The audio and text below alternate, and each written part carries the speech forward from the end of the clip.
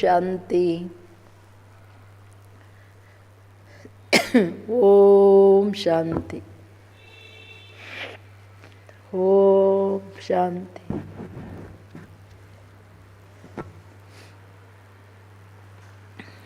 ಇವತ್ತು ಬಾಬಾ ವಿಶೇಷವಾಗಿ ನಾವು ಮಕ್ಕಳಿಗೆ ವಾನಪ್ರಸ್ಥ ಸ್ಥಿತಿಯಲ್ಲಿದ್ದೀರಾ ಅಂದಾಗ ವಾನಪ್ರಸ್ಥಿಗಳು ಎಲ್ಲ ಕೆಲಸ ಕಾರ್ಯ ಅವ್ರವ್ರ ಡ್ಯೂಟಿ ಮುಗಿದ ಮೇಲೆ ಅವ್ರು ಹೆಂಗೆ ಹೋಗ್ತಾರೆ ಅಂತಂದರೆ ತನ್ನ ಸಂಪೂರ್ಣವಾದಂತಹ ಜವಾಬ್ದಾರಿಗಳನ್ನು ಮಕ್ಕಳಿಗೆ ಕೊಟ್ಟು ಲೌಕಿಕದಲ್ಲಿ ಆಮೇಲೆ ಅವ್ರು ಹೊರಟೋಗ್ತಾರೆ. ಹಾಗೆ ನೀವೂ ಸಹ ಈಗ ವಾಣಿಯಿಂದ ದೂರ ಹೋಗೋ ಟೈಮ್, ಅರ್ಥಾತ್ ಮನೆ ಪರಮಧಾಮಕ್ಕೆ ಹೋಗೋ ಟೈಮ್ ಅಂದರೆ ಅಲ್ಲೆಂಗೆ ಆಧ್ಯಾತ್ಮಿಕ ಉನ್ನತಿಗೋಸ್ಕರ ವಾನಪ್ರಸ್ಥ ತಗೊಂಡು ಹೊರಟೋಗ್ತಾರೆ ಏಕಾಂತದಲ್ಲಿ ಇದು ದೇವರ ನಿರಂತರ ಸ್ಮರಣೆ ಮಾಡಬೇಕಂತ. ಬಟ್ ಇಲ್ಲಿ ಬಾಬಾ ಹೇಳೋದಂದರೆ ವಾನಪ್ರಸ್ಥ ಸ್ಥಿತಿ ವಾಣಿಯಿಂದ ದೂರ ಹೋಗೋರ ಚಿಹ್ನೆ ಏನಪ್ಪ ಅಂದರೆ ನಿರಂತರದ ಏಕಾಂತದಲ್ಲಿ ಒಬ್ಬನ ಸಮರ್ಥ ಸ್ಮೃತಿಗಳಲ್ಲಿರೋದು. ಸೊ ನೋಡ್ಕೊಳ್ಬೇಕು, ಈಗ ಮನೆಗೆ ಹೋಗೋ ಟೈಮ್ ಬಂದಿದೆ, ಆ ನಿಶ್ಚಯ ನನಗೆ ಎಷ್ಟಿದೆ ಇದ್ದರೆ ನನ್ನ ಏಕಾಂತ ಒಬ್ಬ ತಂದೆಯ ಆಳದಲ್ಲಿ ಹೋಗಿ ಅವರೊಬ್ಬರನ್ನು ನಿರಂತರ ನೆನಪು ಮಾಡೋ ಕೆಲಸ ಎಷ್ಟು ಮಾಡ್ತಿದ್ದೀನಿ ಅನ್ನೋದನ್ನು ಚೆಕ್ ಮಾಡ್ಕೊಳ್ಬೇಕು. ನಿರಂತರ ಸಮರ್ಥ ಸ್ಮೃತಿಗಳಲ್ಲಿ ಎಷ್ಟಿದ್ದೀನಿ. आज बाप दादा सर्व बच्चों के भाग्य के गुण गा रहे थे. ಇವತ್ತು ಬಾಬಾ ಅವ್ರು ಏನು ಮಾಡ್ತಿದ್ದಾರೆ, ಎಲ್ಲ ಮಕ್ಕಳ ಭಾಗ್ಯದ ಗುಣಗಾಯನ ಮಾಡ್ತಿದ್ದಾರೆ. ಭಾಗ್ಯ ಕೊಟ್ಟಿರೋರು ಅವರೇ, ಭಾಗ್ಯ ವಿಧಾತ ಅವರು. ಆದರೂ ಮಕ್ಕಳ ಭಾಗ್ಯವನ್ನು ನೋಡ್ತಾ ಹಾಡ್ತಿದ್ದಾರೆ. बाप बच्चों के भाग्य की श्रेष्ठ रेखाओं को देख हर्षित होते हैं. भाग्य की श्रेष्ठ रेखाओं में विशेष क्या क्या बातें देखी जाती है वो जानते हो ना. ಭಾಗ್ಯದ ರೇಖೆ, ಸರ್ವಶ್ರೇಷ್ಠ ರೇಖೆಗಳೇನಿದೆ ಅದನ್ನು ನೋಡ್ತಾ, ಯಾರೇ ಭಾಗ್ಯ ರೇಖೆಯನ್ನು ನೋಡುವಾಗ ಏನೇನು ನೋಡ್ತಾರೆ ನಿಮಗೆ ಗೊತ್ತಿದೆಯಲ್ವಾ. मुख्य बात तिथि अर्थात तारीख, समय, विशेष ग्रह, कुल, धर्म और संपत्ति, संबंध और ऑक्यूपेशन देखा जाता है. इन सब बातों से भाग्य को देखते हैं. ತಂದೆ ಹೇಳ್ತಿರೋದು, ಭಾಗ್ಯ ರೇಖೆ ನೋಡುವಾಗ ಯಾವ ತಾರೀಖಲ್ಲಿ, ಯಾವ ಸಮಯದಲ್ಲಿ, ಯಾವ ನಕ್ಷತ್ರ ಸಮಯಕ್ಕೆ ತಾರೀಕಿಗೆ ತಕ್ಕಂತೆ ನಕ್ಷತ್ರದಲ್ಲಿ ಹುಟ್ಟಿದ್ರು, ಸಮಯ, ವಿಶೇಷ ಗ್ರಹ, ಕುಲ, ಧರ್ಮ ಹಾಗೂ ಸಂಪತ್ತಿ, ಸಂಬಂಧ, ಆಕ್ಯುಪೇಷನ್ ನೋಡಲಾಗುತ್ತೆ. ಇಷ್ಟೆಲ್ಲ ವಿಷಯಗಳನ್ನು ನೋಡ್ತಾರೆ. ಎಂಥ ಕುಲದಲ್ಲಿ ಯಾವ ಟೈಮಲ್ಲಿ ಯಾವ ಡೇಟಲ್ಲಿ ಜನ್ಮ ತಗೊಂಡಿದ್ದಾರೆ, ಅದರ ಆಧಾರದ ಮೇಲೆ ಇವರು ಧರ್ಮದ ಆಧಾರದ ಮೇಲೆ ನಡೀತಾರ. ಅದರ ಆಧಾರದ ಮೇಲೆ ಸಂಪತ್ತು ಎಷ್ಟಿರುತ್ತೆ, ಅವ್ರ ಸಂಬಂಧ ಎಷ್ಟು, ಇವ್ರು ಬಡವರ ಸಾಹುಕಾರ, ಮುಂದೇನಾಗ್ತಾರೆ, ನೆಕ್ಸ್ಟ್ ಏನಾಗ್ತಾರೆ, ಎಲ್ಲದೂ ಭಾಗ್ಯದ ರೇಖೆಯಲ್ಲಿ ನೋಡಲಾಗುತ್ತೆ. ಹಂಗೆ ಬಾಬೂರು ಇವತ್ತು ನಾವು ಮಕ್ಕಳ ಭಾಗ್ಯವನ್ನು ಬಾಬಂದು ಯಾವಾಗ್ಲೂ ಅಲೌಕಿಕವಾದ ರೀತಿಯಲ್ವಾ ಭಾಗ್ಯ ನೋಡೋದು. आप सभी अपनी इन सब बातों को अच्छी तरह से जानते हो ना. आप सबकी तिथि कौन सी है, आज तक भी अपने भाग्य को जन्म की तारीख से या राशि से देखते हैं. तो आप सबकी राशि और तारीख कौन सी है, जन्म की तारीख कौन सी है. ನೀವು ಮಕ್ಕಳು ನಿಮ್ಮ ದಿನ ಏನಿದೆ, ತಾರೀಖೇನಿದೆ ಅದನ್ನು ತಿಳ್ಕೊಂಡಿದ್ದೀರಾ. ತಿಥಿ ಅವ್ರ ತಾರೀಖ್ ಟೈಮ್ ಅಂಡ್ ತಾರೀಕು. ಅದಕ್ಕೆ ಹೇಳ್ತಿದ್ದಾರೆ ಬಾಬಾ ಅವರು, ಅದರಲ್ಲಿ ರಾಶಿನೂ ನೋಡ್ತಿದ್ದಾರೆ ಬಾಬಾ. ರಾಶಿಗೆ ಅವ್ರ ತಾರೀಕು ಯಾವುದು, ನಿಮ್ಮದು ಜನ್ಮದ ತಾರೀಕು ಯಾವುದು, ನಿಮ್ಮೆಲ್ಲರ ಅವತರಣೆ ಯಾವಾಗಾಯಿತು, ಕಬ್ ಅವತರಿತು ಯೇ ಬ್ರಾಹ್ಮಣ ಕಬ್ ಅವತರಿತು ಯೇ ಹೇ, ಆ ಡೇಟ್ ನೋಡಿ ಅಂತಾರೆ. जो बाप के अवतरण की तारीख है वो आपकी है. ब्रह्मा सहित ब्राह्मण भी पैदा हुए ना. ತಂದೆ ಬ್ರಹ್ಮ ಶಿವಬಾಬು ಅವ್ರು ಬರೋ ಟೈಮ್ ಅಂಡ್ ತಾರೀಕು ಯಾರು ಹೇಳೋಕ್ಕಾಗಲ್ಲ. ಬಟ್ ಬ್ರಹ್ಮ ತಂದೆ ಯಾವಾಗ ಬಂದರು, ಯಾವಾಗ ಸಾಕ್ಷಾತ್ಕಾರ ಆಯ್ತು, ಆಗಿಂದ ಅವ್ರ ಟೈಮ್ ತೊಗೊಂಡ್ರು. ಅವ್ರ ಜೊತೆ ನೀವು ಬ್ರಾಹ್ಮಣರು ಜನ್ಮ ತಗೊಂಡ್ರಿ ಅಂದರೆ ನಿಮ್ಮ ಜನ್ಮ ಅವತರಿತ ಜನ್ಮ. तो जो आदि रतन है उनकी तारीख कौन सी कहेंगे. बाप के अवतरण के तारीख आदि रत्नों के जन्म की तारीख है. तो समय का क्या कहेंगे, समय कौन सा कहेंगे. ये संगम ब्रह्म मुहूर्त की समय है.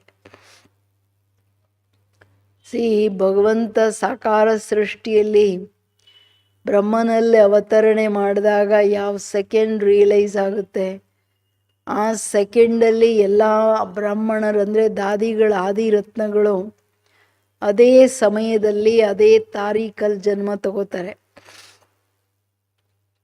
ಸೊ ಬಾಬಂದೇನಿದೆ, ಸೊ ನಿಮ್ಮದು ಅಷ್ಟೇ ಅಲ್ಲ. ಬಾಬಾ ಇನ್ನೂ ಏನು ಹೇಳ್ತಾರೆ, ಸಮಯ ಯಾವುದಂದರೆ ಸಂಗಮ್ ಯುಗ ಅಂದ್ರೇ ಸೃಷ್ಟಿಯ ಬ್ರಹ್ಮ ಮುಹೂರ್ತದ ಟೈಮ್. ಯಾರೇ ಜನ್ಮ ಬ್ರಹ್ಮ ಮುಹೂರ್ತದಲ್ಲಿ ತಗೊಳ್ತಾರೆ ಅವರು ವಿಶೇಷ ಹಾಗೂ ಮಹಾನ್ ಅಂತ ಹೇಳಲಾಗುತ್ತೆ. तो सभी के जन्म का समय है ब्रह्म मुहूर्त. और राशि कौन सी है. लौकिक राशियाँ तो भिन्न भिन्न प्रकार की दिखाई है, लेकिन आप सबकी राशि जो बाप की राशि है विश्व कल्याणकारी, वही आप सबकी राशि है. ತಂದೆ ಹೇಳ್ತಿರೋದು ಎಲ್ಲರ ಜನ್ಮದ ಟೈಮ್ ಬ್ರಹ್ಮ ಮುಹೂರ್ತ. ಮತ್ತು ರಾಶಿ ಯಾವುದಂದರೆ ಲೌಕಿಕ ರಾಶಿಗಳಂತೂ ಬೇರೆ ಬೇರೆ, ಧನು ರಾಶಿ ಅಂತೆ, ಇನ್ನೇನೋ ರಾಶಿ ಅಂತೆ ಎಲ್ಲ ಹೇಳ್ತಾರೆ, ಭಿನ್ನ ಭಿನ್ನ ಪ್ರಕಾರ ತೋರಿಸ್ತಾರೆ. ಬಟ್ ನಿಮ್ಮ ರಾಶಿ ಯಾವುದು, ತಂದೆ ರಾಶಿ ಯಾವುದು, ಬಾಬಾ ವಿಶ್ವ ಕಲ್ಯಾಣಕಾರಿ, ಅದೇ ನಿಮ್ಮ ರಾಶಿ. ವಿಶ್ವ ಕಲ್ಯಾಣಕಾರಿ ರಾಶಿ, ಬ್ರಹ್ಮ ಮುಹೂರ್ತದ ಟೈಮ್. ಎಲ್ಲದರಲ್ಲಿ ಸಮಯ ಅಥವಾ ತಿಥಿ ಪರಮಾತ್ಮ ಅವತರಣೆ ಮಾಡಿರೋ ಟೈಮ್. तो विश्व कल्याणकारी राशिಯಲ್ಲಿ ಏನಿದೆ, जिस राशि में सर्व बाप के समान गुण समाये हुआ है. और दशा भी क्या है, गुरुवार की दशा कुल भी श्रेष्ठ है. ಅಂದರೆ ಸದ್ಗುರು की बृहस्पति की दशा कुलनु सर्वश्रेष्ठ. डायरेक्ट ईश्वरीय कुल के हो, ईश्वर की कुल. ನೀವು ಕುಲನೂ ಎಷ್ಟು ಸರ್ವಶ್ರೇಷ್ಠ, ಈಶ್ವರೀಯ ಕುಲ, ಆಮೇಲೆ ಬ್ರಾಹ್ಮಣ ಕುಲ ಅಂದಾಗ ಕುಲ ತಗೊಳ್ಳಿ, ದಶೆ ತಗೊಳ್ಳಿ, ರಾಶಿ ತಗೊಳ್ಳಿ, ಎಲ್ಲ ಸರ್ವಶ್ರೇಷ್ಠವಾಗಿದೆ. ಅವ್ರ ಪೊಸಿಷನ್ ಕ್ಯಾ ಹೇ, ಇಷ್ಟು ಒಳ್ಳೆ ಟೈಮಲ್ಲಿ ಜನ್ಮ ತಗೊಳ್ಳೋರ ಪೊಸಿಷನ್ ಏನಿರುತ್ತೆ, हाईएस्ट मास्टर सर्वशक्तिवान. संपत्ति क्या है, संपत्ति अकूट और अविनाशी संपत्ति है. अकूಟ ಅರ್ಥಾತ್ ಖಾಲಿ ಆಗೋದೇ ಇಲ್ಲ ಅಂತ ಅವಿನಾಶಿ ಸಂಪತ್ತು. धर्म ब्राह्मण चोटी के हो, बुद्धि की लाइन विशाल और त्रिकालदर्शी लाइन है. बुद्धिಯ ಲೈನ್ ವಿಶಾಲ ಹಾಗೂ त्रिकालदर्शिಯ ಲೈನ್. अब सोचो, इससे अधिक भाग्य की रेखाएं और किसी की श्रेष्ठ हो सकती है. कर्म रेखा में निरंतर कर्म योगी, सहज योगी, राज योगी, ये रेखा बाप ने स्पष्ट खींच ली है. भाग्य के सितारे में ताज और तख्त दिखाई देता है, इससे श्रेष्ठ भाग्य और क्या होगा. ತಂದೆ ಹೇಳ್ತಿರೋದು ಎಲ್ಲ ವಿಷಯದಲ್ಲಿ ನೋಡಿ ನೀವೆಷ್ಟು ಸರ್ವಶ್ರೇಷ್ಠರು. ನಿಮ್ಮ ಭಾಗ್ಯದ ರೇಖೆಗಳಲ್ಲಿ ಎಷ್ಟು ಶ್ರೇಷ್ಠವಾದ ಪ್ರಾಪ್ತಿಗಳಿದೆ ಅಂತ. ಅಕೂಟ ಖಜಾನೆಯ ಮಾಲೀಕರು, ಸಂಪತ್ತಿನ ಮಾಲೀಕರು. ಧರ್ಮ ಬ್ರಾಹ್ಮಣ ಧರ್ಮನೂ ಜುಟ್ಟಿಗೆ ಸಮಾನ ಧರ್ಮ. ಬುದ್ಧಿಯ ಲೈನ್ ವಿಶಾಲ ಹಾಗೂ ತ್ರಿಕಾಲದರ್ಶಿಯ ಲೈನ್. ಗೆರೆಗಳೇನಿದೆ ಅದು ಬುದ್ಧಿಯ ಲೈನ್ ಹೆಂಗಿದೆ, ಟೇಡಮೇಡ ಇಲ್ಲ ತಾನೆ. ವಿಶಾಲ್ ಬುದ್ಧಿ, ದುರಾಂದೇಶ್ ಬುದ್ಧಿ, ಈ ರೇಖೆ ಕ್ಲಿಯರ್ ಇದೆಯಾ? ಈ ಥರ ಯೋಚನೆ ಮಾಡಿ. अपने से अधिक और कोई भाग्य सर्वश्रेष्ठ हो सकता है? कर्म रेखा में निरंतर कर्म योगी, सहज योगी, राजयोगी, ये रेखा बाप ने स्पष्ट खींच ली है. कर्मದ ರೇಖೆ, ಧರ್ಮ, ಬ್ರಾಹ್ಮಣ ಧರ್ಮ ಹೈಯೆಸ್ಟ್, ಜುಟ್ಟಿಗೆ ಸಮಾನ. ಬುದ್ಧಿಯ ಗೆರೆಗಳು, ಎಲ್ಲ ಗೆರೆಗಳು ಏನಿದೆ ಮೇಲೆ ಹೇಳಿದ್ದೆಲ್ಲ ಗೆರೆಗಳ ಸ್ಟ್ರೆಂತ್ ಆ್ಯಂಡ್ ಕಟ್ಟಾಗದೇ ಇರ್ತಕ್ಕಂಥ ಅಖಂಡ ಗೆರೆಗಳು ಯಾವಾಗ ಬರುತ್ತೆ? ಬುದ್ಧಿಯ ಲೈನ್ ಶಕ್ತಿಶಾಲಿ ಆ್ಯಂಡ್ ಲೈನ್ ಕ್ಲಿಯರ್ ಇರುತ್ತೆ. ಅಷ್ಟೇ ಅಲ್ಲ, ಕರ್ಮದ ರೇಖೆಯಲ್ಲಿ ಕರ್ಮಯೋಗಿ, ರಾಜಯೋಗಿ, ಸಹಜ ಯೋಗಿ. ಕರ್ಮ ಮಾಡ್ತಾ ನೀವು ಈ ಥರ ಸರ್ವಶ್ರೇಷ್ಠರು. ಇಂತಹ ಶ್ರೇಷ್ಠ ರೇಖೆಯನ್ನು ಬಾಬವರು ನಿಮ್ಮದು ಭಾಗ್ಯದ ರೇಖೆ ಎಳೆದಿದ್ದಾರೆ. भाग्य के सितारों में ताज और तख्त दिखाई देता है, इससे श्रेष्ठ भाग्य कुछ होगा? ನಿಮ್ಮ ಭಾಗ್ಯದಲ್ಲಿ ಕಿರೀಟನೂ ಇದೆ, ಸಿಂಹಾಸನನೂ ಇದೆ, ಅಂದರೆ ರಾಜಾಯಿ ಇದೆ. ಇದಕ್ಕಿಂತ ಶ್ರೇಷ್ಠ ಭಾಗ್ಯ ಯಾರ್ದಾದ್ರೂ ಇರೋಕ್ಕೆ ಸಾಧ್ಯನಾ? ಏನಂತೀರಾ ಎಲ್ರೂ? ಇಷ್ಟೆಲ್ಲ ಭಾಗ್ಯ ವರ್ಣನೆ ಮಾಡಿದ್ರು ಬಾಬಾ. Tension please. ಸೊ ಇದೆಲ್ಲ ಕರ್ಮದ ರೇಖೆಯ ಆಧಾರದ ಮೇಲೆ, ಬುದ್ಧಿಯ ರೇಖೆ ಈಗ ಕೆಲವರು ರೇಖೆಗಳು ಕಟ್ಕಟ್ಟಾಗಿರ್ತದೆ, ಕೆಲವ್ರ ಮೇಲೆ ಸೂಪರ್ಫಿಷಿಯಲ್ ಇರುತ್ತೆ, ಸ್ಟ್ರಾಂಗ್ ಆಳವಾಗಿರಲ್ಲ. ಆ ರೇಖೆ ನೋಡಿನೂ ಇದು ಟೆಂಪ್ರರಿನ, ಸದಾಕಾಲನ ಎಲ್ಲ ಹೇಳ್ತಾರೆ. ಸೊ ಇಡೀ ಬ್ರಾಹ್ಮಣ ಜೀವನದ ಆಧಾರ ಬುದ್ಧಿ. ಬುದ್ಧಿ ಅಂದರೆ ವಿವೇಕ, ಜ್ಞಾನದ ದಿವ್ಯ ಬುದ್ಧಿ ಏನಿದೆ, ಥರ್ಡ್ ಐ ಆಫ್ ವಿಸ್ಡಮ್. ಅಂದರೆ ವಿಸ್ಡಮ್, ಜ್ಞಾನ ಒಂದು ಪ್ರಕಾಶದ ರೂಪದಲ್ಲಿ ಕೆಲಸ ಮಾಡ್ತಿದ್ಯಾ? ಆಜ್ ಬಾಪ್ ದಾದಾ सदा सर्व भाग्य को देख रहे थे.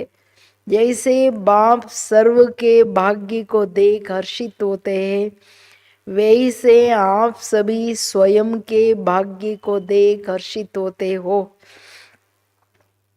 छोटी छोटी बातों में भाग्य को भूल तो नहीं जाते हो?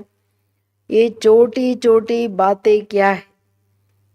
ತಂದೆ ಸರ್ವ ಮಕ್ಕಳ ಭಾಗ್ಯವನ್ನು ನೋಡಿ ಹರ್ಷಿತರಾಗ್ತಿದ್ದಾರೆ. ನಾನು ಹೆಂಗೆ ಖುಷಿ ಪಡ್ತಿದ್ದೀನಿ ನಿಮ್ಮ ಭಾಗ್ಯ ನೋಡಿ, ನೀವು ಮಕ್ಕಳನ್ನು ನಿಮ್ಮ ಭಾಗ್ಯವನ್ನು ನೋಡಿ ಅಷ್ಟೇ ಹರ್ಷಿತರಾಗ್ತಿದ್ದೀರಾ ಅಥವಾ ಇಲ್ವಾ ಅಂತ ಕೇಳ್ತಿದ್ದಾರೆ.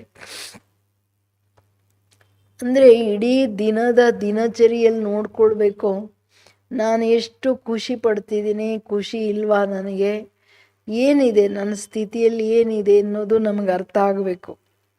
ಯಾಕೆಂದರೆ ಖುಷಿ ಇಲ್ಲ ಅಂದರೆ ಸಮಥಿಂಗ್, ಅಂದರೆ ನಾನಿನ್ನು ಸತ್ಯುಗನೂ ಮುಟ್ಲಿಲ್ಲ, ತ್ರೇತ ಆದಿನೂ ಮುಟ್ಲಿಲ್ಲ, ಇನ್ನು ದ್ವಾಪರದಲ್ಲಿ ಇದ್ದೀನಿ ಅಂತ. ಯಾಕೆಂದರೆ ಖುಷಿ ಗಾಯಬಾಗ್ಬಿಡುತ್ತಲ್ಲ ಅಲ್ಲಿ.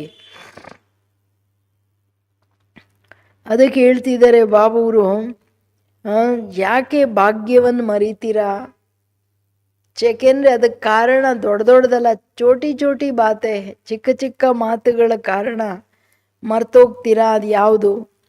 ಜೈಸೆ ಭಕ್ತಿ ವಾಲೆ कहते कि ये पूजा आदि गुड़ियों की पूजा है, गुड़ियों का खेल खेलते हैं, जन्म भी देते, सजाते भी है, पूजते भी है और फिर डुबोते हैं.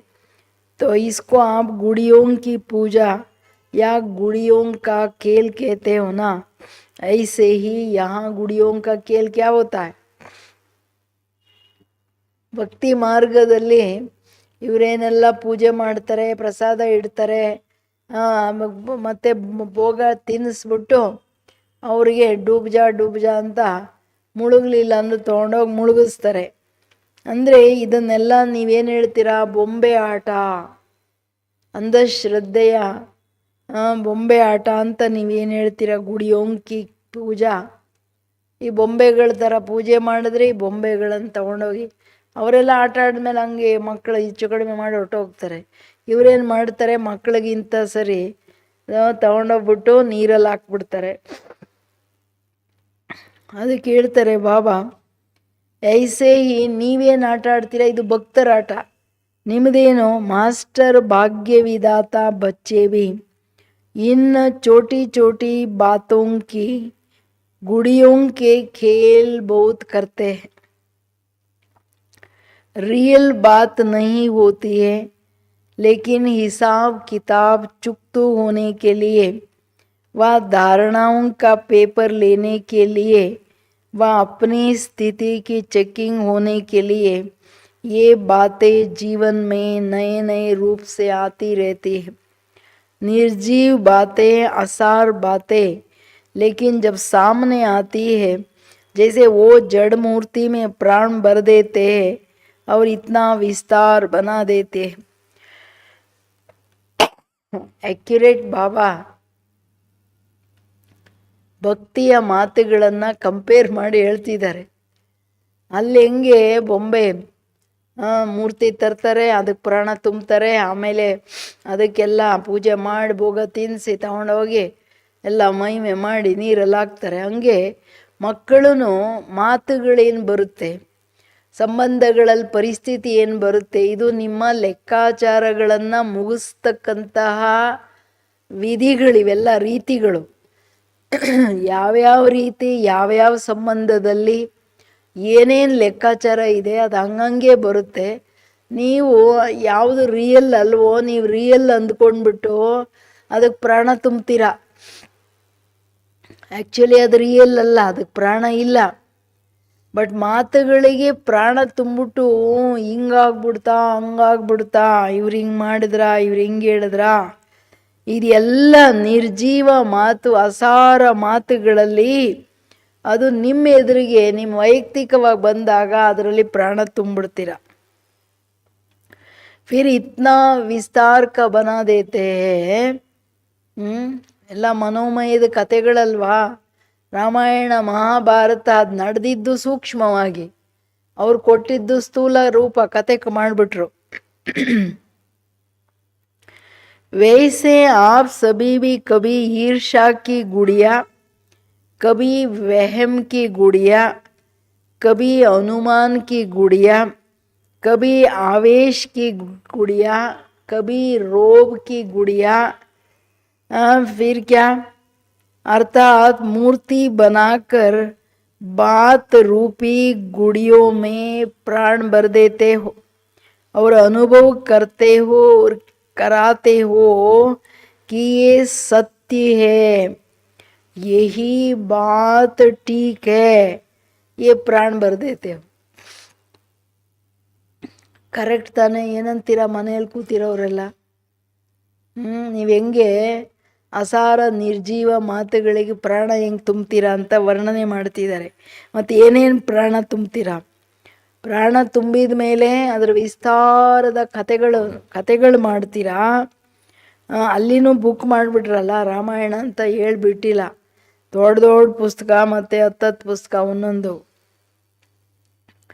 ಹಂಗೆ ಇಲ್ಲಿನೂ ನಿಮ್ಮ ಮುಂದೆ ಮಾತುಗಳು ಬಂದಾಗ ಅದರಲ್ಲಿ ಏನು ಪ್ರಾಣ ತುಂಬ್ತೀರಾ? ಈ ಪ್ರಾಣ ತುಂಬೋದಕ್ಕೆ ಮುಂಚೆ ಬೊಂಬೆಗಳು ರೆಡಿ ಮಾಡ್ತೀರಾ, ವೆರೈಟಿ ಬೊಂಬೆ. ಈರ್ಷೆಯ ಬೊಂಬೆ, ಅನುಮಾನದ ಬೊಂಬೆ, ಆವೇಶದ ಬೊಂಬೆ, ಇನ್ನು ಅಭಿಮಾನದ ಬೊಂಬೆ. ರೋಬ್ ಅಂತಂದರೆ ಅದರಲ್ಲಿ ಆವೇಶದ ಬೊಂಬೆ. ಆವೇಶದ ನಂತರ ಇನ್ನೊಂದು ಸ್ವಲ್ಪ ರೋಬ್, ಅಭಿಮಾನದ ಕಾರಣ ರೋಬ್ ತಂದು ತೋರಿಸ್ತಾರೆ ನೋಡಿ, ಜೋರ್ದಾರ್. ಈ ಥರ ಭಿನ್ನ ಭಿನ್ನ ಬೊಂಬೆಗಳನ್ನು ಮಾಡಿಬಿಟ್ಟು ಆಮೇಲೆ ಪ್ರಾಣ ತುಂಬ್ತೀರ, ಆಮೇಲೆ ಅನುಭವ ಮಾಡ್ತೀರಾ, ಮತ್ತು ಅನ್ಯರಿಗೂ ಅನುಭವ ಮಾಡಿಸ್ತೀರಾ. ಇವ್ರು ಹೇಳಿದ್ದು ಇದೇ ತಾನೇ, ಇದೇ ರೈಟು, ಅವ್ರು ಹಂಗೆ ಹೇಳಿದ್ರು ಅದಕ್ಕೆ ನಾನು ಹಂಗೆ ಮಾಡಿದೆ. ಬಟ್ ಅವ್ರು ರಾಂಗ್, ಅವ್ರ ಮಾತು ಇದು ನಿಮ್ಮ ಲೆಕ್ಕಾಚಾರ ಮುಗಿಯೋಕ್ಕೆ ಬಂದಿದೆ, ಇದು ರಿಯಲೈಸ್ ಮಾಡಲ್ಲ. ಅವ್ರು ಹಂಗೆ ಹೇಳಿದ್ದು, ಅವ್ರು ಯಾಕೆ ಹೇಳಬೇಕಾಗಿತ್ತೋ, ಇದು ನನ್ನ ಲೆಕ್ಕಾಚಾರ ಅನ್ನೋದು ಅರ್ಥ ಆಗಲ್ಲ. ಪ್ರಾಣ ತುಂಬಿಡ್ತೀರಾ, ಆಮೇಲೆ ಏನೇನು ಹೇಳ್ತೀರಾ, आप लोगों का गीत बना हुआ है ना, डूब जा डूब जा, तो क्या करते हो, उसी बात रूपी मूर्ति को आगे पीछे की स्मृतियों से खूब सजाते हो. साथ साथ जैसे वो लोग भोग लगाते हैं देवी को अथवा मूर्ति को, वैसे आप भी कौन सी भोग लगाते हो. ಎಲ್ಲ ಉಲ್ಟಾ ಭೋಗ. ತಂದೆ ಹೇಳೋದು ಎಲ್ಲ ಬೊಂಬೆ ರೆಡಿ ಮಾಡಿ ಪ್ರಾಣ ತುಂಬಿಟ್ಟು ಆಮೇಲೆ ಅವರು ತಗೊಂಡೋಗಿ ಡೂಬ್ಜಾ ಮುಳುಗು ಅಂತ ಮುಳುಗಿಸ್ತಾರೆ. ಇಲ್ಲಿ ಏನು ಬಾಬಾ ಹೇಳೋದು, ನೀವೇನು ಮಾಡ್ತಿದ್ದೀರಾ ಅದು ಭಕ್ತಿಯಲ್ಲಿ. ಇಲ್ಲಿ ಮಾತುಗಳೇನು ಬರುತ್ತೆ ಅದನ್ನೇ ಬೊಂಬೆಗಳು ಮಾಡಿಕೊಂಡು, ಮಾತುಗಳನ್ನೇ ರಿಯಲ್ ಅಂದ್ಕೊಂಡು ಬೊಂಬೆ ಮಾಡಿಕೊಂಡು ಅದಕ್ಕೊಂದು ಆಕಾರ ಕೊಡ್ತೀರಾ. ಇವ್ರು ನೋಡ್ರಿ ಹಿಂಗೆ ಮಾಡಿದ್ರು, ಅವ್ರು ನೋಡಿ ಹಂಗೆ ಮಾಡಿದ್ರು, ಬೇಕಂತ ಮಾಡಿದ್ರು, ಸರಿ ಇಲ್ಲಲ್ಲ, ಈ ತರಹ ಹಿಂದೆ ಮುಂದೆ ಜೋಡಿಸ್ತಾರೆ. ಏನಂತ ನೋಡ್ರಿ, ಅವತ್ತೂ ಹಂಗೆ ಮಾಡಿದ್ರು, ಹಿಂಗೆ ಇನ್ಸಲ್ಟ್ ಮಾಡಿದ್ರು, ಇವತ್ತೂ ಮಾಡ್ತಿದ್ದಾರೆ, ಇವ್ರೇನು ಹಂಗಿಂಗೆ ಏನು ಚೇಂಜ್ ಆಗಿಲ್ಲ, ಇವ್ರು ಸರಿ ಇಲ್ಲ, ಯಾವಾಗಲೂ ಹಿಂಗೆ ಮಾಡ್ತಾರೆ. ಹಿಂಗೆ ಹಿಂದಿಂದು ಮುಂದಿಂದೆಲ್ಲ ಸೇರಿಸ್ಕೊಂಡು ವರ್ತಮಾನದ ಮಾತುಗಳೇನಿದೆ, ಯಾವುದು ಅಯಥಾರ್ಥವಾಗಿದೆ ಅದನ್ನು ರಿಯಲ್ ಅಂತ ಅದಕ್ಕೆ ಪ್ರಾಣ ತುಂಬ್ತಾರೆ. ಖೂಬ್ ಅದಕ್ಕೆ ಬಾಬಾ ಹೇಳ್ತಿರೋದು, ಮೂರ್ತಿಗೆ ಏನು ಭೋಗ ಇಡ್ತೀರಾ, ಯಾವ ಥರ ಭೋಗ ಅದು. ज्ञान की पॉइंट्स उल्टे रूप से सोचते अर्थात भोग लगाते. ಜ್ಞಾನದ ಮಾತುಗಳನ್ನು ಉಲ್ಟಾ ರೂಪದಲ್ಲಿ ಆಲೋಚನೆ ಮಾಡ್ತೀರ. ಬಾಬೋರು ಹೇಳೋ ಪ್ರತಿಯೊಂದು ಶಬ್ದ ಅದು 3 ಕಾಲಗಳಿಗೆ ಅನ್ವಯಿಸುತ್ತೆ. ಒಂದು ಕಾಲಕ್ಕೆ ಹೇಳಲ್ಲ. ಬಾಬಾ ತ್ರಿಕಾಲದರ್ಶಿ ಅಲ್ವಾ, ನಮ್ಮ ಉದ್ಧಾರ ಉನ್ನತಿ ಹೇಳ್ತಾರೆ. ಅದಕ್ಕೆ ಬಾಬಾ ಹೇಳೋದು ಉಲ್ಟಾ ಜ್ಞಾನನ ಉಲ್ಟಾ ಯೋಚನೆ ಮಾಡೋದು ಅಂದರೆ ಭೋಗ ಇಡೋದು ತನ್ನ ಆತ್ಮನಿಗೆ ತಾನೇ. ಉಲ್ಟಾ ಯೋಚನೆ ಏನು, ये तो होता ही है, ये तो सब में, सब में होता है. ड्रामा अनुसार पुरुषार्थी है, कर्मातीत तो अंत में बनना है. ನೋಡಿ, ಕುಂಭಕರ್ಣನ ನಿದ್ರೆಯಲ್ಲಿ ಚೆನ್ನಾಗಿ ಮಲ್ಕೊಳ್ಳೋಕ್ಕೆ ಎಷ್ಟು ಚೆನ್ನಾಗಿ ಸುಪ್ಪತ್ತಿಗೆ ಹಾಸ್ಕೊಂಡಿದ್ದಾರೆ. ಏನೋ ಅಯ್ಯೋ ಇದೆಲ್ಲ ನಡೀತಾ ಇರುತ್ತೆ ಬಿಡ್ರಿ, ಯಾರು ಸರಿ ಇದ್ದಾರೆ, ಎಲ್ಲರಲ್ಲಿ ಇದಿದೆ, ನನ್ನಲ್ಲಿದ್ರೇನೋ ಈ ತರಹ ತಳ್ಕೊಂಡು ತನ್ನ ಕಸನ ಇನ್ನು ಹೇಳ್ತಾರೆ ಏನವ, ನಾನು ಡ್ರಾಮಾದಲ್ಲಿ ಇನ್ನು ಪುರುಷಾರ್ಥಿ, ಕರ್ಮಾತೀತ ಸ್ಥಿತಿ ಅಂತೂ ಅಂತ್ಯದಲ್ಲಿ ಬರುತ್ತೆ. इसी प्रकार के ज्ञान की भिन्न भिन्न वैरायटी पॉइंट्स रोज भोग लगाते लगाते मजबूत कर देते हो, पक्का कर देते हो.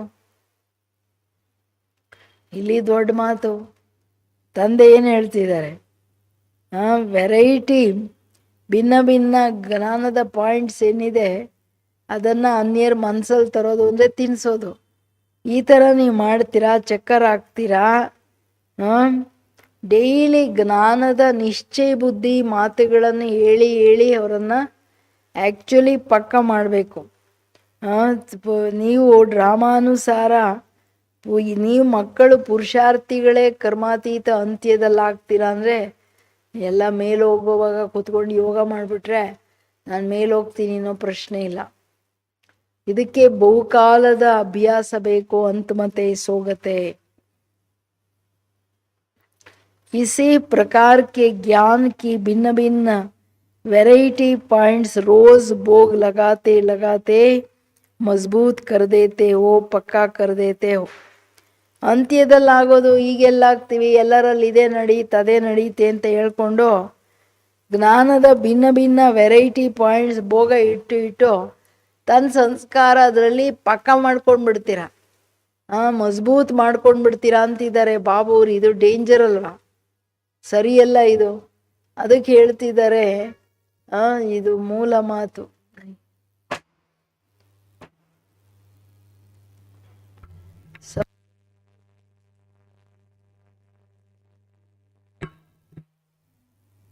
ಬಾಬಾ ಹೇಳ್ತಿರೋದು ಮೂಲ ಮಾತೇನೆಂದರೆ, ಜ್ಞಾನದ ವೆರೈಟಿ ಪಾಯಿಂಟ್ಸನ್ನು ಬೇರೆ ಬೇರೆ ರೀತಿಯಲ್ಲಿ ಭೋಗ ಇಡೋದು. ಬಾಬಾ ಅಂತೂ ಹೇಳ್ತಾರೆ ಬಿಡ್ರಿ, ಎಲ್ಲರೂ ಎಲ್ಲಾಗಕ್ಕಾಗುತ್ತೆ,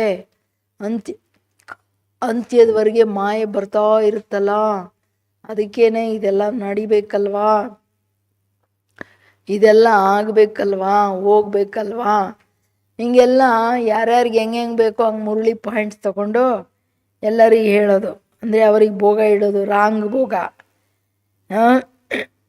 ಹಿಂಗೆ ಮಾಡಿ ಮಾಡಿ ವ್ಯರ್ಥದ ಅಯಥಾರ್ಥ ಸಂಸ್ಕಾರಗಳನ್ನು ಪಕ್ಕಾ ಮಾಡ್ಕೊಂಡ್ಬಿಡ್ತೀರಾ. पहले कच्चे भोजन का भोग लगाते हो, फिर पक्का कर देते हो, और फिर उन पॉइंट्स को अर्थात भोग को अकेले नहीं खाते हो, अपने साथ साथ पंडे कुटुंब को भी बिठाते हो, अर्थात और भी परिवार के साथी बनाते हो, उनकी बुद्धि को भी ये भोजन स्वीकार कराते हो. ಏನು ಹೇಳ್ತಿದ್ದಾರೆ ಬಾಬಾ? ಆದರೆ ಅಂತ್ಯದಲ್ಲಿ ಏನು ಮಾಡೋದು? ಈ ಥರ ಮಾಡ್ಕೊಂಡು ಜೀವನ ಟೈಮ್ ವೇಸ್ಟ್ ಮಾಡಿದ್ರೆ. ಹೇಳ್ತಿದ್ದಾರೆ ಬಾಬಾ, ಜ್ಞಾನದ ವೆರೈಟಿ ಪಾಯಿಂಟ್ಸೇ ಹೇಳೋದು, ಬಟ್ ಎಲ್ಲ ಉಲ್ಟಾ ಪಾಯಿಂಟ್ಸು, ತನಗೆ ಹೆಂಗೆ ಬೇಕು ಹಂಗೆ. ಮೊದಲು ಕಚ್ಚಾ ಭೋಜನ ಇಡೋದು ಪಕ್ಕ, ಆಮೇಲೆ ಅಂದ್ರೆ ಅರ್ಥ ಏನು? ಪಾಯಿಂಟ್ಸನ್ನು ಹೇಳೋದು. ಬಾಬವ್ರದ್ದೇ ಹೇಳ್ತಾರೆ, ಅಯ್ಯೋ ಕರ್ಮಾತೀತ ಅಂತ್ಯದಲ್ಲಲ್ವಾ, ಮಾಯೆ ಲಾಸ್ಟ್ವರೆಗೂ ಬರ್ತಾ ಇರುತ್ತೆ, ಯುದ್ಧ ಮಾಡ್ತಾ ಇದೆ. ಸೊ ಯುದ್ಧ ಮಾಡ್ತಾನೇ ಇದ್ದೀವಿ ನಾವು. ಇವೆಲ್ಲ ಪರಿಪಕ್ವವಾದಂತಹ ಜ್ಞಾನದ ಮಾತುಗಳಲ್ಲ, ಕಚ್ಚಾ. ಈಗ ಹಣ್ಣು ಆಗದೇನೆ ಇದನ್ನು ಏನಾದರೂ ತಿಂದ್ಬಿಟ್ರೆ ಕಾಯಿ, ಹೊಟ್ಟೆ ನೋವು ಶುರು ಆಗುತ್ತೆ. ಇಲ್ಲಿಯೂ ಹಂಗೆ ಜ್ಞಾನದ ಪರಿಪೂರ್ಣ ಸ್ಥಿತಿ, ಮೆಚ್ಯೂರ್ಡ್ ಸ್ಟೇಜ್, ಜ್ಞಾನದ ಮೆಚ್ಯೂರ್ಡ್ ಸ್ಟೇಜ್ ಇಲ್ಲ ಅಂದರೆ ಸ್ಥಿತಿ ಏರುಪೇರಾಗುತ್ತೆ ನ್ಯಾಚುರಲಿ. ಅದಕ್ಕೆ ಹೇಳ್ತಿದ್ದಾರೆ ಬಾಬವರು, ಇವರು ತನಗೆ ತಾನು ಕಾಯಿ ತಿನ್ನಿಸಲ್ಲ, ಎಲ್ಲರಿಗೆ ಕಾಯಿ ತಿನ್ನಿಸ್ತಾರೆ, ರುಚಿ ರುಚಿಯಾಗಿ ಚಟ್ನಿ ಮಾಡಿ ತಿನ್ನಿಸ್ತಾರೆ, ಒಂಟಿಯಾಗಿ ತಗೊಳ್ಳಲ್ಲ. ಅಂದರೆ ಕುಟುಂಬ ಪರಿವಾರ ಪಂಡ ಎಲ್ಲ ಮಾರ್ಗದರ್ಶಕರೆಲ್ಲ ಒಟ್ಟಿಗೆ ಸೇರಿಕೊಳ್ತಾರೆ. ಅಯ್ಯೋ ನಿಮಗೆ ಗೊತ್ತಾ ರೀ, ಅಲ್ಲೆಲ್ಲ ಹಂಗೆ ನಡೀತಾ ಇದೆ, ಹಿಂಗೆ ಮಾಡ್ತಾ ಇದ್ದಾರೆ, ಇಂಥವ್ರು ಇದ್ದಾರಲ್ಲ, ನಿಮಗೆ ಗೊತ್ತಾ, ಅವರು ಒಂದಿಷ್ಟು ಸರಿ ಇಲ್ಲ, ಅವ್ರು ಏನು ಮಾತಾಡ್ತಾರೆ ಗೊತ್ತಾ, ನನಗೇನಂತ ಹೇಳ್ಬಿಟ್ರು ಗೊತ್ತಾ, ಎಲ್ಲ ಗೊತ್ತಾ ಗೊತ್ತಾ ಅಂತ. ಬಾಬನ್ ಪಾಯಿಂಟ್ಸ್, ಭೋಗ ತಿನ್ನೋದು ಪಾಯಿಂಟ್ಸ್. ಡ್ರಾಮಾದಲ್ಲಿ ನೋಡ್ರಿ ಹೆಂಗಿದೆ ಪರಿಸ್ಥಿತಿ. ಡ್ರಾಮಾನು ತಗೋತಾ ಇರ್ತಾರೆ, ಬಾಬನ್ನು ತಗೋತಾ ಇರ್ತಾರೆ, ತನ್ನ ಆತ್ಮನ್ನು ತಗೋತಾ ಇರ್ತಾರೆ. ಇನ್ನೊಬ್ಬರಿಗೆ ತುರ್ಕಿ ತುರ್ಕಿ ವ್ಯರ್ಥದ ಭೋಗ ತಿನ್ನಿಸೋದು, ವ್ಯರ್ಥದ ಮಾತುಗಳು, ವ್ಯರ್ಥದ ಕತೆಗಳನ್ನು ಹೇಳೋದು. ಒಬ್ಬರದ್ದು ಇನ್ನೊಬ್ಬರಿಗೆ ಹೇಳೋದಂದರೆ ಅಲ್ಲಿ ನೀವು ವ್ಯರ್ಥದ ಅಪವಿತ್ರತೆಯಲ್ಲಿ ಬಂದ್ರಿ ಅಂದರೆ ಪಾಪ ಕರ್ಮ ಆಗೋಯ್ತು. ಇವೆಲ್ಲ ಯಾವಾಗ ನಾವು ಸಾವಧಾನವಾಗಿ ಇರಲ್ಲ, ಅದಕ್ಕೆ ಯೋಗ ಮಾಡೋಕ್ಕಾಗಲ್ಲ. ವ್ಯರ್ಥ ವಿಚಾರ, ವ್ಯರ್ಥವಾದ ಮಾತು, ನಂದೇನು ಕೆಲಸ ಇಲ್ವೋ ಅಲ್ಲಿ ಕೂತ್ಕೊಂಡು ಮಾತುಗಳು, ಇವೆಲ್ಲ ಸರಿಯಲ್ಲಲ್ಲ. ಇಲ್ಲಿ ತುಂಬ ಎಚ್ಚರ ಬೇಕು. ಅದಕ್ಕೆ ಹೇಳ್ತಿದ್ದಾರೆ ಬಾಬವರು, ಕಚ್ಚಾ ಭೋಜನ್ ತೋ ಉನ್ಕೋ ಬುದ್ಧಿ ಕೋ ಭಿ, ಎಲ್ಲರ ಬುದ್ಧಿಗೆ ಕಿಚಡ ಸ್ವೀಕಾರ ಮಾಡಿಸ್ತಾ ಹೋಗೋದು. ಬುದ್ಧಿಯಲ್ಲಿ ಹಾಕೋದಂದ್ರೆ ಭೋಜನ ಹಾಕದಂಗೆ. लेकिन अंत में क्या करना पड़ता है, ज्ञान सागर बाप की याद में बीती सो बीती के ज्ञान सागर की लहर में स्व उन्नति की लहर में हाई जंप लगाने की लहर में स्मृति स्वरूप की स्मृति की लहर में नॉलेजफुल स्वरूप की लहर में इन अनेक लहरों के बीच इन गुड़ियों को अथवा मूर्तियों को डुबाना ही पड़ता है. ಅಲ್ಲೆಂಗೆ ಎಲ್ಲ ತಿನ್ನಿಸ್ಬಿಟ್ಟು ಭೋಗ ತಿನ್ನಿಸಿ ಪೂಜೆ ಮಾಡಿ ಎಲ್ಲ ಮಾಡಿ ಡೂಬ್ಜಾ ನೀರಲ್ಲಿ ಮುಳುಗಿಸ್ತಾರಲ್ಲ, ಹಂಗೆ ಇಲ್ಲಿನ ಮಕ್ಕಳು ಎಲ್ಲರಿಗೆ ಆ ಕತೆ ಈ ಕತೆ ಎಲ್ಲ ಹೇಳಿ ಜ್ಞಾನ ಮಿಕ್ಸ್ ಹೊಡೆದು ಬಾಬಾ ಬಂದಿದ್ದಾರ್ರಿ ನಿಮಗೇನು ಗೊತ್ತು ಎಷ್ಟು ಕಷ್ಟ ಅಂತ, ಅಂತ್ಯದಲ್ಲೆಲ್ಲ ನಮ್ಮ ಸ್ಥಿತಿ ಬರುತ್ತಂತೆ, ಆಮೇಲೆ ಭವಿಷ್ಯದಲ್ಲಿ ಹೋಗಿ ತಗೋಬೇಕಂತೆ, ಇಲ್ಲಿದೆಲ್ಲ ಹೋಯ್ತು ಓಡೋಗ್ಬಿಡ್ತೆಲ್ಲ. ಅಂಥವರು ಜ್ಞಾನ ಸಾಗರನಲ್ಲಿ ಪಾಸ್ಟ್ ಈಸ್ ಪಾಸ್ಟ್ ಎಲ್ಲ ಕತೆ ಹೇಳಿದ್ಮೇಲೆ ಅಯ್ಯೋ ಬಿಡ್ರಿ ನಮ್ಗೆ ಯಾಕೆ, ಡ್ರಾಮಾದಲ್ಲಿ ಯಾರ್ಯಾರ್ದು ಏನೇನು ಪಾರ್ಟ್ ಇದೆಯಲ್ಲ ಅವ್ರ ಪಾರ್ಟ್ ಮಾಡ್ತಿದ್ದಾರೆ, ನನಗೇನಕ್ಕೆ ಬೇಕು, ಅಟ ತನಕ ಎಲ್ಲ ಕಸ ತಿಂದುಬಿಟ್ಟಿದ್ದು, ಎಲ್ಲರಿಗೆ ಕಸ ತಿನ್ನಿಸಿದ್ದು, ಎಲ್ಲ ನಾನ್ ವೆಜ್ ತಿನ್ನಿಸಿದ್ದು, ನಾನ್ ವೆಜ್ ತಿನ್ನಿಸ್ಬಿಟ್ಟು ತಾನು ತಿಂದುಬಿಟ್ಟು ಆಮೇಲೆ ಇದೆಲ್ಲ ಡ್ರಾಮಾ. ಜ್ಞಾನ ಸಾಗರನಲ್ಲಿ ಬಾಬಾ ಇದ್ದಾರೆ ನೋಡ್ಕೊಳಕ್ಕೆ, ಎಲ್ಲ ನೋಡ್ಕೊಳ್ತಾರೆ ಬಿಡ್ರಿ, ಡ್ರಾಮಾದಲ್ಲಿ ಏನಿದೆಯೋ ಅದೃಷ್ಟದಲ್ಲಿ ಏನಿದೆಯೋ ಅದೆಲ್ಲ ಆಗುತ್ತೆ ಅಂತ ಹೇಳ್ಕೊಂಡು ಈ ಮಾತುಗಳನ್ನೆಲ್ಲ ಯಾವ್ಯಾವ ಸ್ಮೃತಿ ಲೆಹರಲ್ಲಿ, ಜ್ಞಾನ ಸಾಗರನ ಲೆಹರು ಅಂದರೆ ಪಾಸ್ಟ್ ಈಸ್ ಪಾಸ್ಟ್ ಅನ್ನೋ ಪಾಯಿಂಟಿನ ಲೆಹರು, ಸ್ವಉನ್ನತಿಯ ಲೆಹರು. ನಮಗೆ ಯಾಕೆ ಬಿಡ್ರಿ, ನಮ್ಮ ಪಾಡಿಗೆ ನಾವು ನೋಡ್ಕೊಂಡು ಯೋಗ ಮಾಡ್ತಾ ಇರೋಣ, ಸ್ವಉನ್ನತಿಯ ಲೆಹರು. ಆಮೇಲೆ ಸ್ಮೃತಿ ಸ್ವರೂಪನಾಗೋ ಸ್ಮೃತಿಗಳ ಲೆಹರು. ಬಾಬಾ ಹೇಳ್ತಾರಲ್ಲ, ಮಕ್ಕಳೇ ನೀವು ಸ್ವದರ್ಶನ್ ಚಕ್ರಧಾರಿಗಳಾಗಿ ತಂದೆ ಆಸ್ತಿಯನ್ನು ನೆನಪು ಮಾಡಿ ಅಂತ, ಅದಕ್ಕೇ ನಿರಂತರವಾಗಿ ಸ್ಮೃತಿ ಸ್ವರೂಪ ಲೆಹರು. ನಾಲೇಜ್ ಫುಲ್ಕಿ ಲೆಹರು, ಜ್ಞಾನಪೂರ್ಣನಾಗಿ ಏನು ಕರ್ಮಾತೀತ ಸ್ಥಿತಿಗೆ 2 ಇಂಚು 1 ಇಂಚು ಅನ್ನೋ ಥರ ಸ್ಥಿತಿ. ಅಯ್ಯೋ ನಮಗೆ ಜ್ಞಾನ ಸಾಗರ ಬಾಬಾ ಎಲ್ಲ ಹೇಳ್ಬಿಟ್ಟಿದ್ದಾರೆ, ಎಲ್ಲ ಅವ್ರವ್ರ ಕರ್ಮ ಏನು ಮಾಡೋಕ್ಕಾಗುತ್ತೆ ಅಂತ ಹೇಳ್ಕೊಂಡು ನಾಲೇಜ್ಫುಲ್ ರೀತಿಯಲ್ಲಿ ಮಾತಾಡಿಕೊಂಡು ಈ ಎಲ್ಲ ಅಲೆಗಳಲ್ಲಿ ಇಷ್ಟೆಲ್ಲ ಏನು ಬೊಂಬೆಗಳಿದಾವಲ್ಲ, ಈರ್ಷೆಯ ಬೊಂಬೆ, ಅನುಮಾನದ ಬೊಂಬೆ, ಈ ಬೊಂಬೆ ಆಟ ದೊಂಬರಾಟ ಇದ್ದಂಗೆ ಇದು. ಆವೇಶ ಅಥವಾ ರೋಬ್ ಇವೆಲ್ಲ ಏನು ಚೆನ್ನಾಗಿರುತ್ತೆ, ಇದರಲ್ಲಿ ಮುಳುಗಿಸ್ಬಿಡ್ತಾರೆ.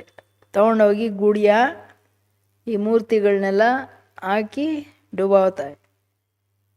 लेकिन इतने सारे समय को क्या कहेंगे, इस सारे गुड़ियों के खेल को जैसे भक्ति वालों को कहते हो waste of time, waste of money, वैसे ही संगम का सर्वश्रेष्ठ समय और ज्ञान या शक्तियों के खजाने को इतना व्यर्थ कर देते हो, तो ये छोटी छोटी बातें क्या हुआ, गुड़ियों का खेल हो गया.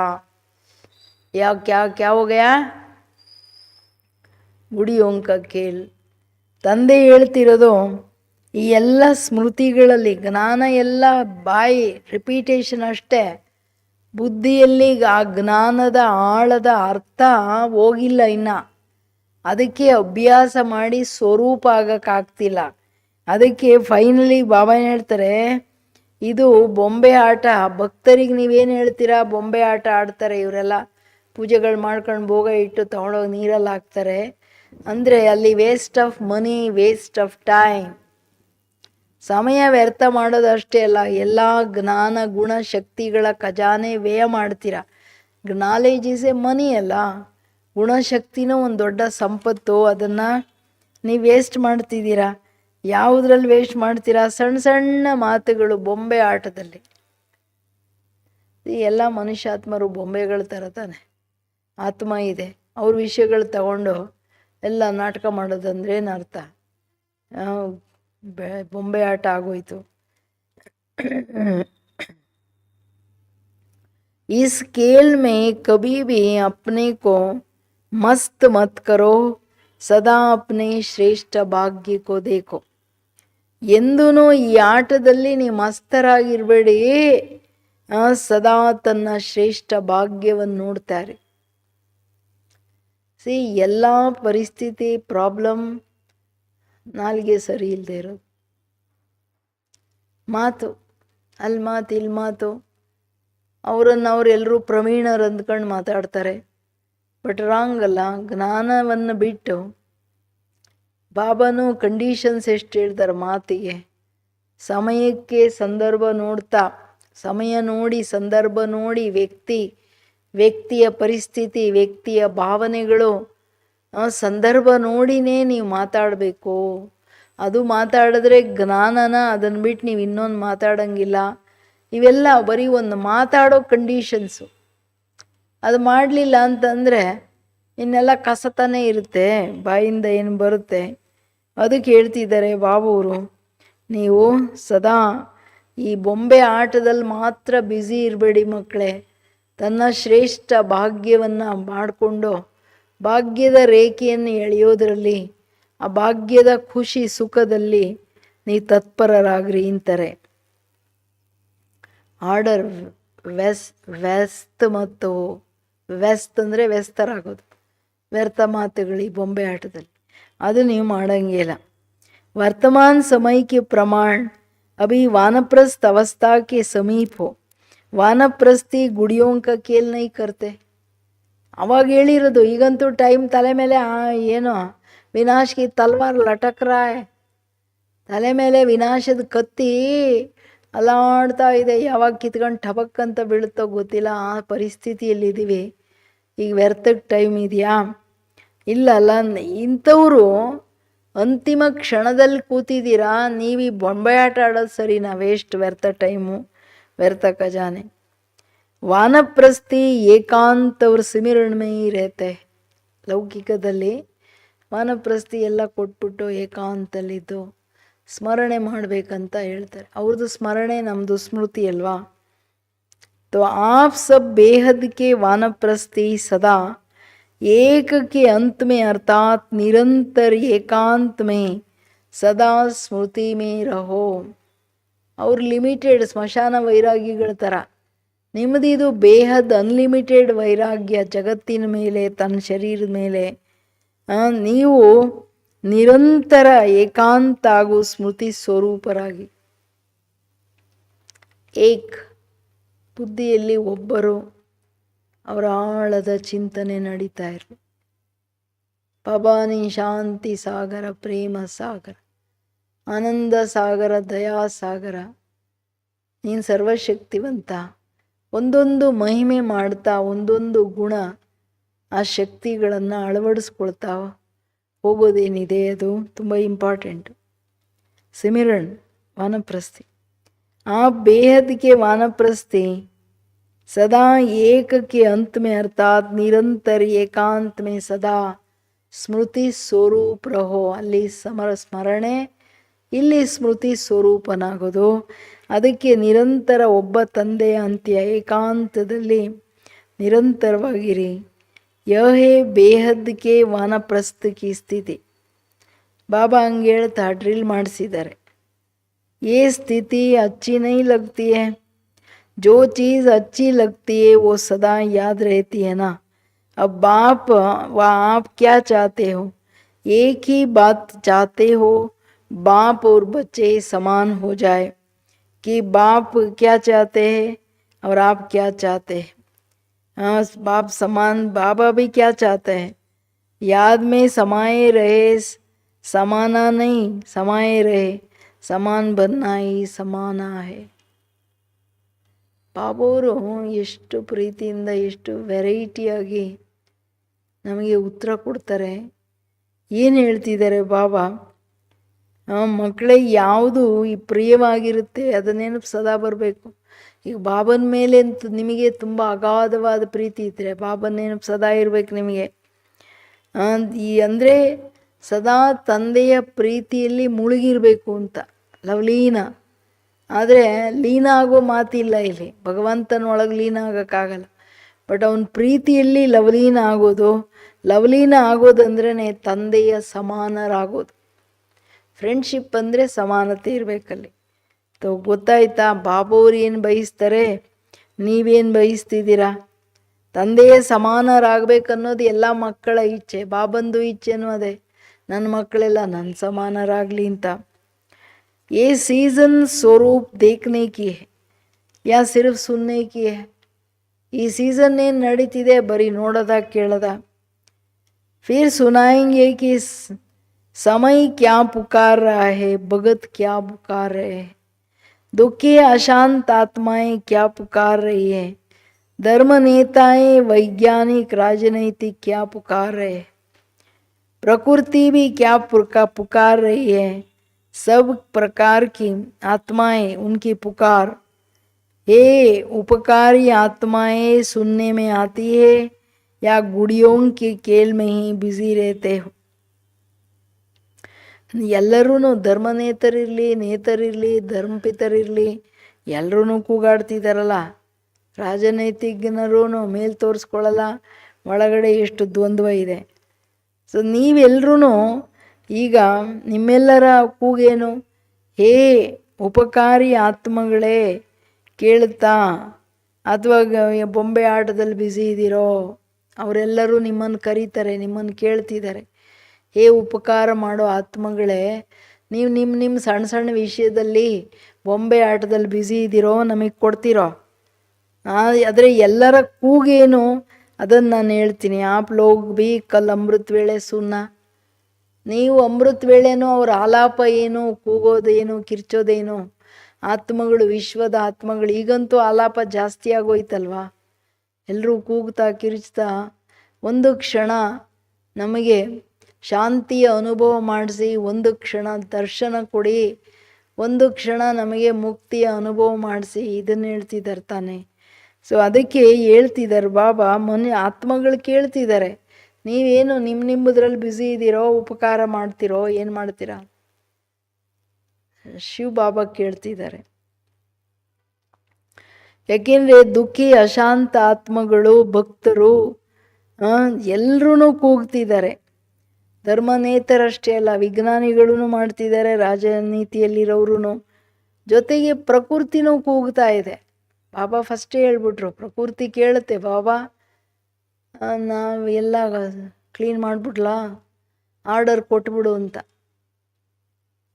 ರೆಡಿ ಇದೆ. ನನಗೆ ಬಾಬನಿಗೆ ಹೇಳ್ತಿದ್ದಾವೆ, ನಮಗಿನ್ ತಡ್ಕೊಳಕ್ಕಾಗಲ್ಲ ಈ ಅತ್ಯಾಚಾರ ಪಾಪಾಚಾರದ ಹೊರೆ, ಭೋಜ ತುಂಬ ಕಷ್ಟ, ಬಾಬಾ ನಮ್ಮನ್ನು ಕರ್ಕೋ. ಆಯಿತು, ನಮಗಾಗಲ್ಲ ಅಂತ. ಸೊ ಏನು ಮಾಡ್ತೀರಾ ನೀವೆಲ್ಲ? ಕೂಗು ಕೇಳ್ತಿದ್ಯೋ ಏನು? ಮನೆಯಲ್ಲಿ ಕೂತು ಆರಾಮಾಗಿ ಆನಂದವಾಗಿ ತೂಗ್ತಾ ಇದ್ದೀರಾ? ಏನು ಸಮಾಚಾರ ಎಲ್ರು? ಅಥವಾ ಅಮೃತ ವೇಳೆ ಇಡೀ ದಿನದಲ್ಲಿ ಕೇಳ್ತಾ ಇರುತ್ತಾ ಪುಕಾರು ಇಲ್ವೋ? ಆತ್ಮಗಳು, ಮನುಷ್ಯರು, ಜೊತೆಗೇನು ಪ್ರಕೃತಿ ಕೂಗ್ತಿದೆ. ಎಲ್ಲ ವೆರೈಟಿ ಆತ್ಮಗಳು ಏನೇನು ಕೂಗ್ತಾರೆ ಅಂತಲೂ ಮುರುಳಿ ನುಡಿಸಿದ್ದಾರೆ. ಪ್ರಜೆಗಳೇನು ಹೇಳ್ತಿದ್ದಾರೆ? ದುಃಖಿ ಅಶಾಂತ ಆತ್ಮಗಳು. ರಾಜನೇತಿಯರು ಏನು ಮಾಡ್ತಾರೆ? ಧರ್ಮಪಿತರು, ಧರ್ಮನೇತರು, ಧರ್ಮದ ಶ್ರದ್ಧೆ ಇರೋರು ಏನು ಮಾಡ್ತಾರೆ? ಎಲ್ಲರದು ಭಕ್ತರ ಪುಕಾರೇನು ಎಲ್ಲ ಹೇಳಿದ್ದಾರೆ ಬಾಬಾ. ಇದೆಲ್ಲ ನೀವು ಮುರುಳಿಗಳನ್ನು ಕೇಳಿದ್ದೀರಾ. ಸೊ ಅಂದಾಗ ಅದಕ್ಕೆ ಉತ್ತರ ಕೊಡಬೇಕಲ್ಲ. ಅದಕ್ಕೆ ನಿರಂತರದ ಸಮರ್ಥ ಸ್ಮೃತಿಗಳ ಸ್ವರೂಪರಾಗಿರಿ ಅಂತ ಹೇಳಿದ್ರಲ್ಲ. ನಿರಂತರ ಏಕಾಂತ, ನಿರಂತರ ಸ್ಮೃತಿ ಸ್ವರೂಪರಾಗೋ ಪುರುಷಾರ್ಥ ಮಾಡಬೇಕಲ್ವಾ ಅಂತ. ಇದು ತುಂಬ ಇಂಪಾರ್ಟೆಂಟ್ ವಿಷಯ ಅಲ್ವಾ? ಇದನ್ನು ಕೇಳಿ ಅಂತ ನಾಳೆ. अच्छा सदा भाग्य को सिमरण करने वाले, सदा बाप के समान याद में समाये हुए ನಿರಂತರ ಏಕಾಂತವಾಸಿ. ಇವೆರಡೇ ಶಬ್ದದಲ್ಲಿ ಏಕಾಂತದಲ್ಲಿದ್ದು ಸ್ಮೃತಿ ಸ್ವರೂಪರಾಗೋ ಪುರುಷಾರ್ಥ ನಾವು ಮಾಡ್ತಿಲ್ಲ ಅಂದರೆ ನಮಗೆ ನಿಶ್ಚಯನೂ ಇಲ್ಲ ಅಂತ. ಸಮಯ ಅಂತ್ಯ ಬಂತು, ವಾಣಿಯಿಂದ ದೂರ ಮನೆಗೆ ಹೋಗ್ಬೇಕನ್ನೋ ನಿಶ್ಚಯ ಇಲ್ಲ ಅಂತ. ಸುಮ್ಮನೆ ಬಾಬಾ ಬಾಬಾ ಬಾಬಾ ಅಂದ್ಬಿಟ್ರೆ ಆಗಲ್ಲ ಕೆಲಸ. ಬಾಬನ ಮೇಲೆ ಪ್ರೀತಿ ಇದ್ದರೆ ಬಾಬಾ ಹೇಳಿದ ಸ್ಥಿತಿ, ಬಾಬಾ ಹೇಳಿದ ಮಾತನ್ನೇನು ಎಷ್ಟು ಕೇಳ್ತಿದ್ದೀವಿ? ಇದು ಮುಖ್ಯವಾದ ಮಾತಲ್ಲ, ಯಾವುದನ್ನು ನಾವು ಅರ್ಥ ಮಾಡ್ಕೋಬೇಕಾಗಿದೆ. ಸದಾ ಭಾಗ್ಯದ ಸ್ಮರಣೆ ಮಾಡ್ತಕ್ಕಂಥವ್ರು, ಸದಾ ಬಾಪ್ಗೆ ಸಮಾನ ಯಾದ್ಮೇ ಸಮಾಯ ಹುಯೇ ನಿರಂತರ ಏಕಾಂತವಾಸಿ, ತಂದೆಯ ಸಮಾನ ತಂದೆಯ ನೆನಪಲ್ಲಿ ಮಗ್ನರಾಗಿರೋ ನಿರಂತರ ಏಕಾಂತವಾಸಿ ಮಕ್ಕಳು. ನಿರಂತರವಾಗಿ हर घड़ी को सफल बनाने वाले सफलता मूर्त, भक्ति के खेल समाप्त कर मास्टर ज्ञान सागर स्मृति स्वरूप, स्मृति और समर्थि स्वरूप, ऐसे पदमा पदम भाग्यशाली बच्चों को बाप दादा का याद प्यार और नमस्ते. हम सब बच्चों की भी बाप दादा को याद प्यार और नमस्ते नमस्ते नमस्ते. ಎಷ್ಟು ಪ್ರೀತಿಯಿಂದ ಹೇಳ್ತಾರೆ ಅಂದರೆ, ಭಕ್ತಿಯ ಆಟ ಸಮಾಪ್ತಿ ಮಾಡಿ ಜ್ಞಾನ ಸಾಗರನ ಸ್ವರೂಪದಲ್ಲಿ, ಮಾಸ್ಟರ್ ಜ್ಞಾನ ಸಾಗರನ ಸ್ವರೂಪದಲ್ಲಿದ್ದು ಸ್ಮೃತಿ ಸ್ವರೂಪ ಸಮರ್ಥ ಸ್ವರೂಪರಾಗಿ ಏನಾಗ್ರಿ? ಸ್ಮೃತಿ ಸ್ವರೂಪ ಸಮರ್ಥ ಸ್ವರೂಪರಾಗಿ ಇಂತಹ ಸಮರ್ಥ ಸ್ವರೂಪದಲ್ಲಿರೋ ಪದಂ ಭಾಗ್ಯಶಾಲಿಗಳಿಗೆ ಯಾವ್ದು ಪ್ಯಾರಿಗೆ ಯಾರಿಗೆ ಕೊಡ್ತಾರೆ ನೋಡ್ರಿ. ಒಂದೊಂದು ಮಾತನ್ನು ಸ್ವಮಾನದಲ್ಲಿ ತರ್ತಾ ನಮ್ಮನ್ನು ಅಷ್ಟು ಶ್ರೇಷ್ಠ ಸ್ಥಿತಿಯ ಸೀಟಲ್ಲಿ ಕೂರಿಸಿ ಯಾವ್ದು ಪ್ಯಾರ್ ಅವ್ರು ನಮಸ್ತೆ ಅಂತಾರೆ. ಇದೆಲ್ಲ ನಾವು ಆಳವಾಗಿ ಅರ್ಥ ಮಾಡ್ಕೊಳ್ಬೇಕು. ಸುಮ್ಮನೆ ಯಾವ್ದು ಪ್ಯಾರ್ ಸಿಕ್ಕಲ್ಲ ಬಾಬಾ ಅವ್ರದ್ದು. ಎಷ್ಟು ಬಾಬಾ ಹೇಳಿದ ಆ ಸ್ವಮಾನದ ಮಾತುಗಳನ್ನು ಸ್ವೀಕಾರ ಮಾಡಿ ಆ ಸ್ವರೂಪದಲ್ಲಿರೋ ಪ್ರಯತ್ನ ಮಾಡ್ತೀವಿ, ಆವಾಗ ನಮಗೆ ಅಲ್ಲಿಂದ ಏನಾದರೂ ಸಿಗುತ್ತೆ. ಇಲ್ಲಾಂದರೆ ಸುಮ್ಮನೆ ಯಾಕೆ ಸಿಗ್ತದೆ? ಸಿಗಕ್ಕೆ ಸಾಧ್ಯ ಇಲ್ಲಲ್ಲ. ವಾನಪ್ರಸ್ಥಿ ಅಂದ್ರೇನೋ ನಿರಂತರದ ಏಕಾಂತ, ನಿರಂತರ ಭಕ್ತಿಯ ಬೊಂಬೆ ಆಟ. ಅವ್ರಿವ್ರ ಮಾತು, ಅಲ್ಲಿ ಇಲ್ಲಿ ಮಾತು, ಪರಚಿಂತನೆಗಳನ್ನು ಬಿಟ್ಟುಬಿಟ್ಟು ಒಬ್ಬನ ಜ್ಞಾನ, ಒಬ್ಬನ ಆಧಾರ ಇದರಲ್ಲಿ ಸದಾ ಇರಬೇಕಲ್ಲ. ಓಂ ಶಾಂತಿ.